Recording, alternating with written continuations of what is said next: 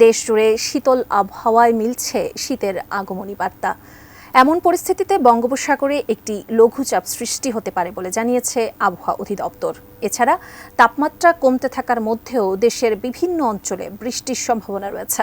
আবহাওয়া নিয়ে আরও জানাচ্ছেন শেখ ফরিদ।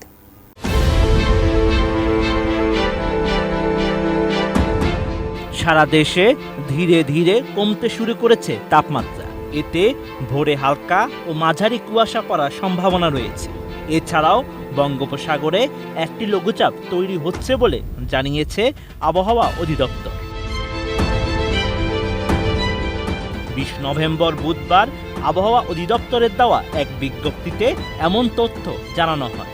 এতে বলা হয়েছে, চট্টগ্রাম ও সিলেট বিভাগের 2-1 জায়গায় হালকা বা গুড়ি গুড়ি বৃষ্টি হওয়ার সম্ভাবনা রয়েছে। এই সময় ভোরে সারা দেশের কোথাও কোথাও হালকা থেকে মাঝারি ধরনের কুয়াশা পড়তে পারে। আবহাওয়া অধিদপ্তরের অপর এক বিজ্ঞপ্তিতে বলা হয়েছে, মৌসুমের স্বাভাবিক লঘুচাপ দক্ষিণ বঙ্গোপসাগরে অবস্থান করছে। এর বর্ধিতাংশ উত্তর বঙ্গোপসাগর পর্যন্ত বিস্তৃত রয়েছে। আগামী 5 দিনের মধ্যে বঙ্গোপসাগরে সৃষ্টি হতে পারে লঘুচাপটি।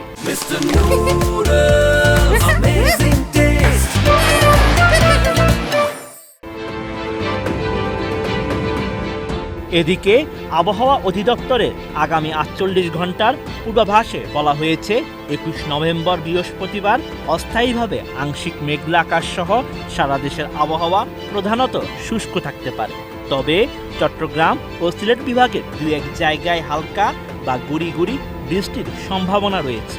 সারা দেশে রাত এবং দিনের তাপমাত্রা সামান্য কমতে পারে।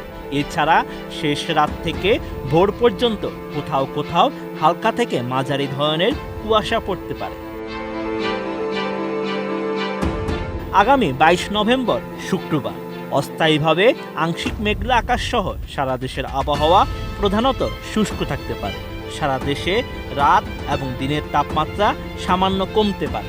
এছাড়া বিগত কয়েকটি দিনের মতো শেষ রাত থেকে ভোর পর্যন্ত সারা দেশের কোথাও কোথাও হালকা থেকে মাঝারি ধরনের কুয়াশা পড়তে পারে। শীত নিয়ে আবহাওয়াবিদরা জানান, এখন রাতের বেলা শীত অনুভূত হচ্ছে বেশি। বিশেষ করে গ্রামাঞ্চলে বিকেল থেকে সকাল পর্যন্ত শীতের অনুভব বেশি থাকে। তবে রাজধানীতে আপাতত রাতে শীত অনুভূত হলেও দুপুরবেলায় তাপমাত্রা একটু বেশিই থাকে। Sheikh Farid, ATN news.